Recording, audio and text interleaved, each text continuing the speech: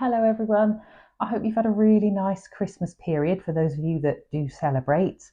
We've been really busy here at home. I've got the boys back from university. We've been going around seeing all the family. We've had family come here.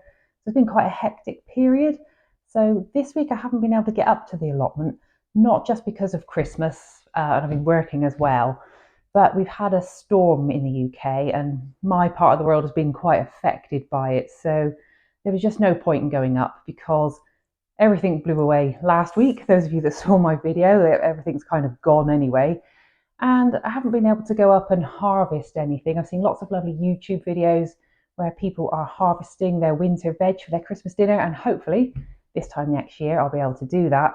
But this year there's nothing to harvest. So I thought one thing I would like to share with you is how I make my favourite festive drink.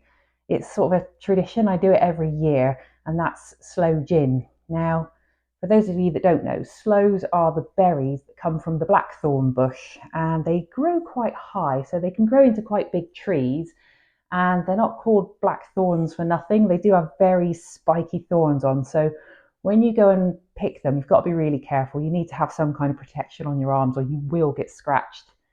So here in the UK, blackthorns grow all over the countryside. We use it in hedgerows and hedging. People can use it in their own gardens for hedging as well. It's good for keeping people out because it's quite spiky. But they do produce in the autumn these beautiful purple berries that have a kind of a bluish blush across them. So the really important thing is that you need to be able to identify your plant. Before you go trying anything like this, you need to know you've got the right berry, because otherwise, I don't know, you could end up in all sorts of trouble. But it's something I do every year. And the idea is that you make it in sort of September, October, November, and then you drink it the following year. That's when it gets its best flavour. You can do it shorter. I've picked them in September and I've drunk the sloe gin that Christmas, so it's about 3 months old, but trust me, it's worth the wait. The longer you leave it, the nicer it gets. So I just thought I'd share that with you. I can't harvest something I've grown, but I can share with you something I foraged earlier in the year.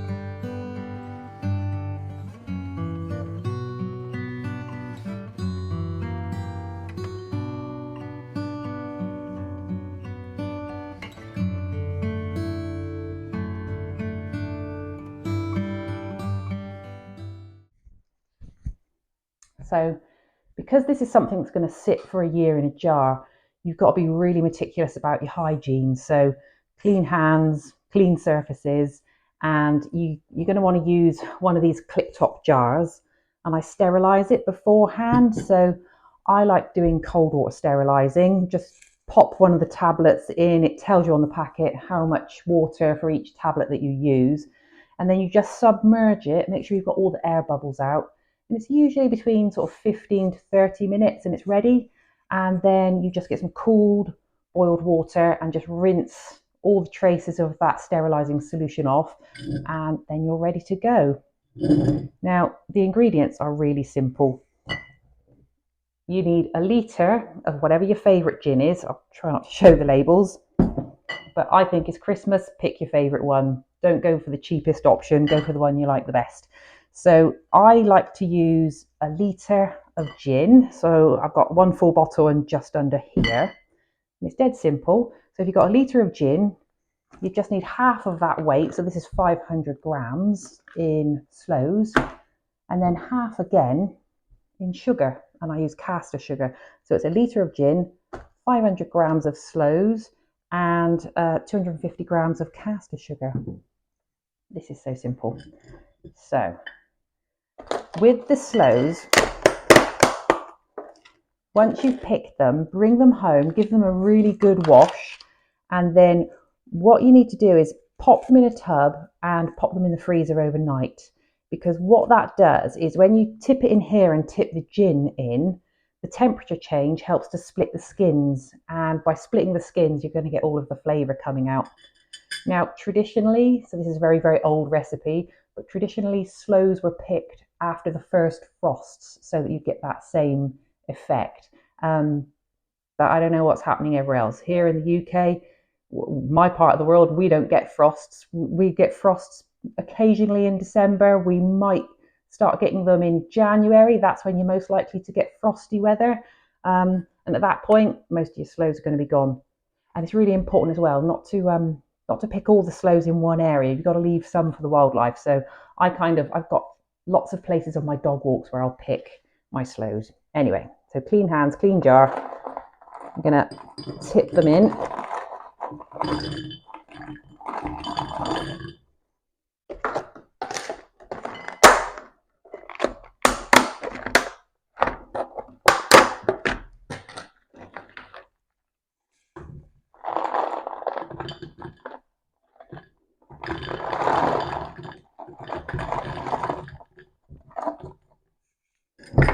So jar's pretty full before you've even started. And then you're going to tip your sugar in.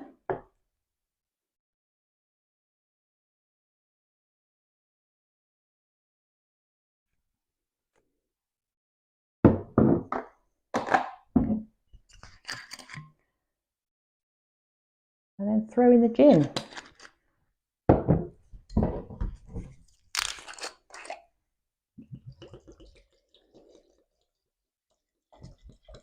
It smells gorgeous before you've even started.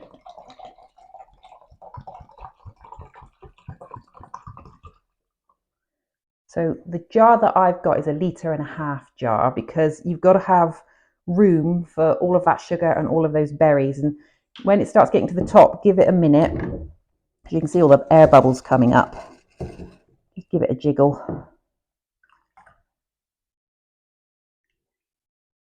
Okay. And then clip it up. Let some of that air come out.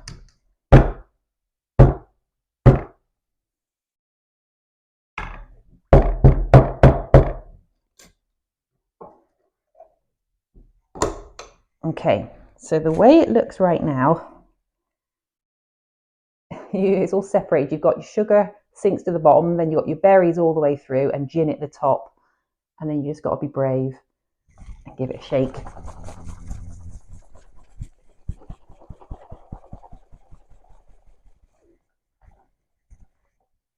Okay, so it starts off looking like this. And what you want to do is just pop it away in a cupboard somewhere.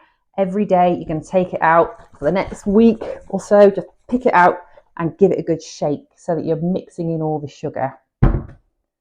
And in true children's television style, here's one I prepared earlier. This one I started, I think it was the end of September, and already you can see it's turned this absolutely gorgeous deep ruby shade. And I shook that one every day for a week. And now, just whenever I think about it, if I'm going into the cupboard, pick it up, give it a little shake. So that's kind of the two different stages of your sloe gin. Now, if you can wait until the following Christmas to drink it, because it really does taste better. And the simple way, once it's all prepared like this, if this was a year down the line, then what you need to do is decant it back into a nice bottle. And that's dead easy as well. So when it comes to the time when I want to actually use the sloe gin or give it away as a gift, because this makes really nice little gifts for people, the equipment's dead simple. A jug, a funnel, and then this is one of those reusable bags for picking out your fruit and veg, or you could use a very fine tea towel or cheesecloth, something like that. And then I just put it in the funnel. I'm not going to open this one up obviously because it's not ready, but I would just unclip it and then tip it through the fabric there and just let it all run into the jug. And then once you've got that, I like using these little clip top bottles to store it in or to give it away. I would just tip it in there and then you're good to go. So the most important thing, I think, is the taste test when it comes to any video like this. So as you can see, it's a gorgeous ruby red colour. I don't know if I put it in front of the candle, you might be able to see. So it's a gorgeous red colour, and the smell is very much an almond smell. Some people would put a crushed almond in the sloe gin to just give it even more of an almond flavour as it marinates over the year. I did that once, but I found it didn't make a big difference, so I just used sloes. So yeah, it's like a really almondy sort of smell. It smells of Christmas. And you've got to bear in mind, this is neat gin, so you don't want to go mad with it. But that is how it looks. I mean, how festive is that? A drink nice with a mince pie or a piece of stollen. It's so nice. The one thing you must never do, never put ice in it. It absolutely kills the flavour. So either have it like this, neat, only a small amount, with a nice mince pie, or you can like put a little drop in if you're having some prosecco or champagne or cava, some sparkling wine. It's really nice putting a little drop of that in with sparkling wine. But bear in mind, it is incredibly strong, it is incredibly tasty, and it's really worth the wait. So maybe you could try it next year. You'll start seeing the berries around September. Give it a go. I promise you won't regret it. And if you don't like it, you can give it away as a gift. Someone out there is going to appreciate it.